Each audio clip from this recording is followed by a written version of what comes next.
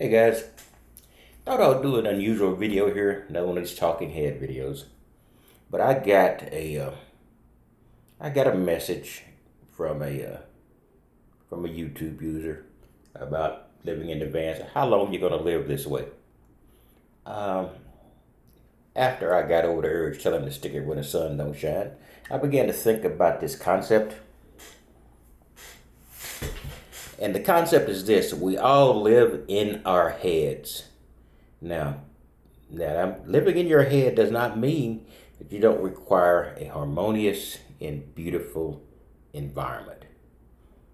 That would be great. You might like beautiful curtains, great views, one car, two car, five car garages, etc. It's all up to what you consider happy, but you also consider that as you get toward that level of happiness you require, the amount of money and effort it's going to take you. And there is no denying that if that is what makes you happy, that is what you should be doing and what you should be reaching for. But there are those of us who live in our heads, and basically we live in our heads.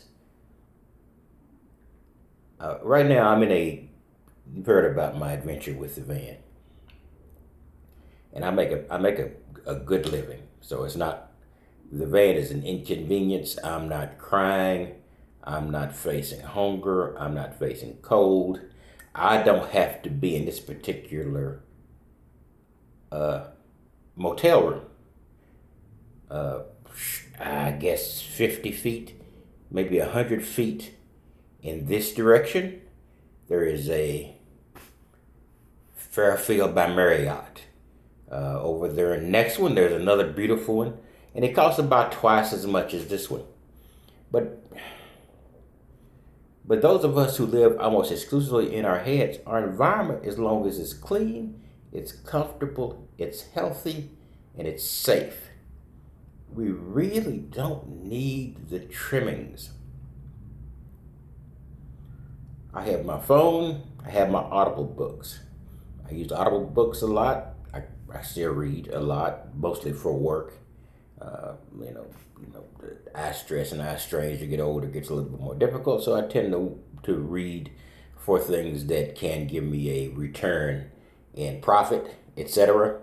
That's a shortcoming on my part.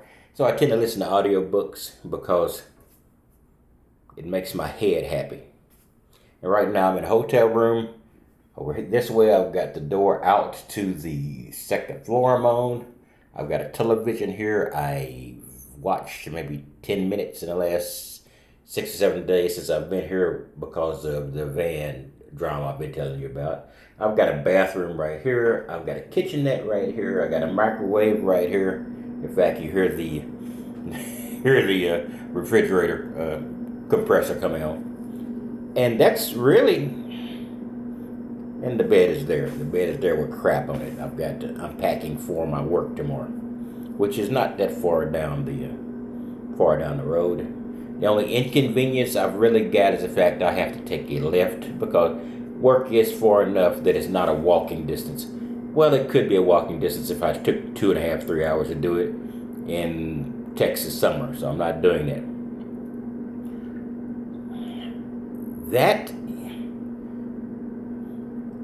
Other than the fact I'm upset about the van, and the reason I'm upset about the van is not even the van is required to make me happy, but the van has my stuff in it. And there's stuff in there that I like to tinker with or play with, and my toys are in a garage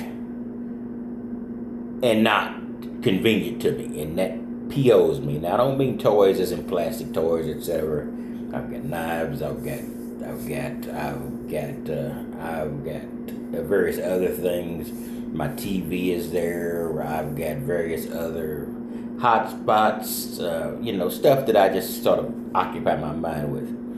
But if anybody asks me again, how long are you going to live this way about the van? I'm going to tell them to kiss my because It's what it's all I need.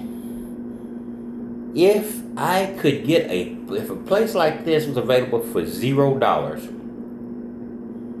or a negligible amount, and that's basically why I'm in the van. It's a $0 output, except for the repairs, which have been pretty extensive lately. But even at that, it hasn't cost a tenth of what I've saved on rent, etc. Then I could live here just very easily. I could just stay here until the man upstairs says, "Come on home."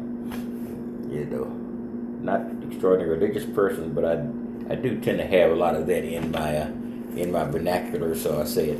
Right now, I'm reading Tao Te Ching. It's Chinese philosophy, not religion. So my extremist religious friends that might be watching this, I'm just reading philosophy. So, that's basically it. I don't require much. And I don't need to be told how I need to live. I need to live where I have an air condition where I don't get too hot in the summer. I have a stove where I don't get cold in the winter. I have books to read, like the 2 or 3 books I've got around me right now. Most of my books are in my van, and those I miss. As long as I have, I like my cameras because it's part of what I've been doing. It's just a obsessive and ridiculous hobby that has gotten completely out of hand. I've sold about 25% of my old cameras at this point, just because I don't use them much. And this camera is very complex, and I'm beginning to use it more just because I need to. And so that's it. So this is it, guys. Everybody lives in their head. If you live in your head in a massive mansion in the edge of Southern California and you're happy, that's great. If you live in your head and you're in a lean-to in the desert, which I don't think you put a lean-to in a desert, or in a forest, that might be better, and you are happy, yeah, that person in lean-to is probably as happy as the person in that huge mansion, if what they want can be encapsulated in that environment. So I know I just hate to preach, but every once in a while you got to tell people. I have never looked at a video and told somebody, why are you living like that? You're living like that because you want to live like that. So if you got the perception that there is a right way to live, you might be looking at the wrong person's videos. There is no right way to live. You only live. And you live the way you choose. And the only time you're unhappy is if you can't afford to live the way you choose. There are bunches of people who don't have big cars, who don't have split level mansions, or don't have even a normal everyday house in a nice neighborhood, and they are depressed. They're depressed because they need those things for happiness. That's not bad. They're living in their head as well, but they need things outside their head to make them happy. I need nothing outside my head to make me happy. I need no pain. I need controlled temperature. I need entertainment. The first bill I pay every paycheck is my phone bill, because that's the only thing that I really need to be entertained, because I like my Audible books, I like YouTube, etc. And I don't even watch YouTube on big screens anymore. I just watch them on my phone. I'll occasionally watch it on my laptop. Occasionally, if on my one day a week in a nice hotel, when my van is available, I'll watch them in the hotel room on internet TV. That's about it. In any case, guys, don't preach about how people should feel about the way they're living. Preach about how people should be happy. And the thing is, if your happiness requires less, you tend to be happier more, because there are no prerequisites. Okay, sermon is over, and I will be back doing my normal van stuff, maybe eventually.